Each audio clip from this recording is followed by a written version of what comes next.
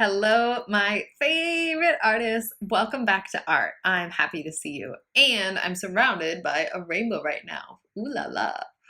All right, so today we're going to go on a clay adventure. Last week we went on some clay adventures too. Do you remember what you made last week? So did you say a clay snail, like this cute little one here? Yes. Last week, many friends used clay or Play-Doh. Oh, put my crown back on. Clay or Play-Doh to make these cute little snails. Some kids also made coil pots. Well, for this week's clay adventure, we are going to make little birds. And it's actually connected to something that Miss Charmaine is doing this week in STEAM.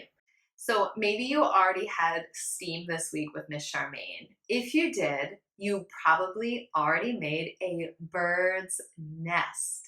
Yes? All right. If you haven't done STEAM yet this week, don't worry about it. Today, what we're going to do is we're going to create cute little birds to go inside of those nests because a nest is a bird's home, right? All right, so we're gonna make birds and I can't wait to show you how we will do it today. Alrighty, I am gonna show you how to make a bird out of clay. But first, I want you to guess something because I just put on a flower crown inspired by an artist who loved to wear flower crowns and loved birds. Who am I thinking of? What is this artist's name? Did you say Frida Kahlo? Yes, Frida Kahlo loves birds and flower crowns. In fact, she's even wearing a bird necklace in this painting. All right, let's watch how to make some birds. For today's project, you can use some Play-Doh or any other clay type material you have. So in addition to using Play-Doh today, I'm going to recommend some fun clay tools. A pencil or a stick is really great. You can use the pointy side or even the back side. And I have a little plastic straw here that's really great because there's a little circle. That is great for stamping and getting cool designs. Marker caps, especially this one because it has a texture to it, a bumpy texture, and a cool little design on the top. Marker caps also work great. And if you have other little plastic things that you think would be fun to stamp into your clay to get cool designs and textures, just grab them. All right, so we've already gone on some clay adventures together, so you might remember how to make some forms, such as a ball. If I roll, either with my hands or on a flat surface, like a table, or in my case, the floor, you can make a pretty smooth ball. You might want to tap out some of the cracks or smooth out some of the cracks with your finger. That's how we make a ball of clay. Now, we also made snails. Some friends make coil pots. And to do that, we start with kind of a sausage shape. And I just slowly move my hand back and forth, gently pressing down to create a coil. Once it gets long enough, I can actually use two hands, starting in the center, and then I kind of work my way out. So that is a coil. I will be demonstrating how to make just one kind of bird, this one here, the little blue bird. But there are so many ways to make birds. Check out this image here for some extra inspiration because the sky is the limit. So I'm going to give you a little tip using a small stick, maybe like a toothpick. All right, so for my bird's body, I'm gonna break off a piece and I'm gonna start by making kind of a ball. Remember, roll, roll, roll, tap, tap, tap. Now it's kind of a circle now. I want it to be a little bit more like an oval, so I'm gonna just kind of shape it into the shape of a bird's body that I want.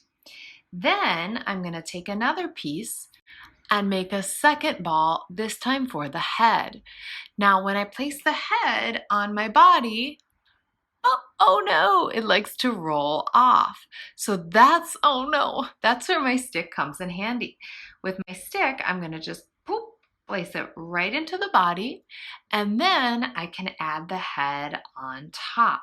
You can't see the stick, but now my ball is not gonna move. Perfect.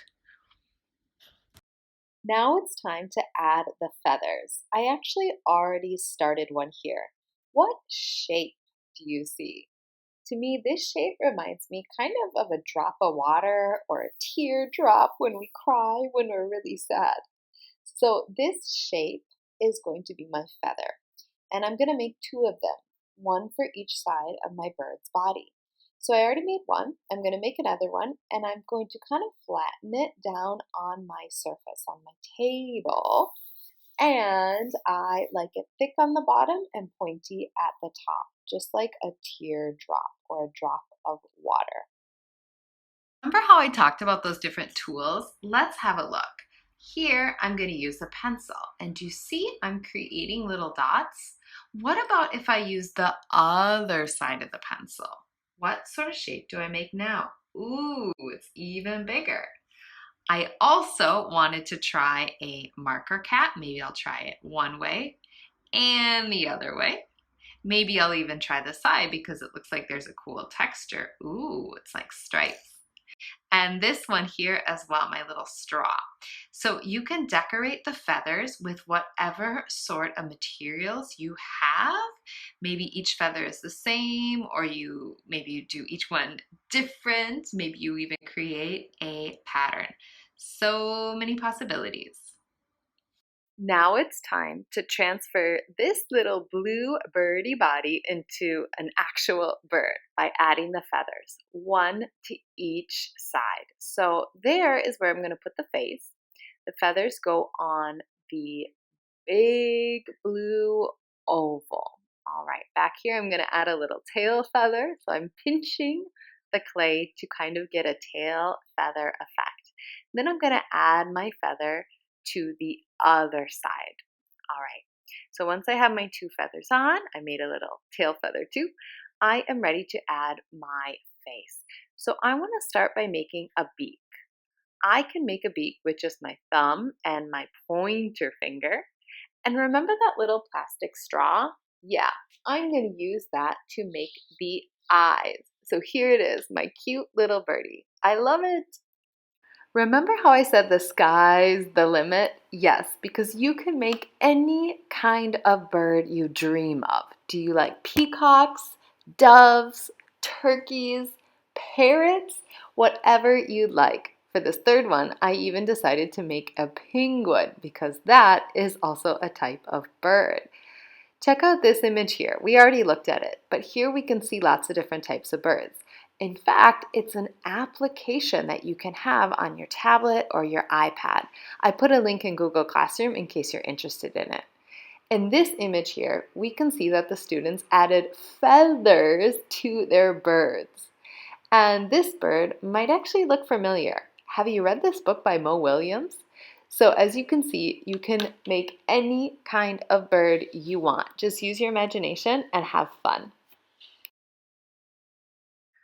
I just really love to make art with you, and I hope that you had fun too. All right, send me your art as always so I can see all of the amazing, cool things that you've been making this week. All right, take care. I'm sending you a kiss and a hug.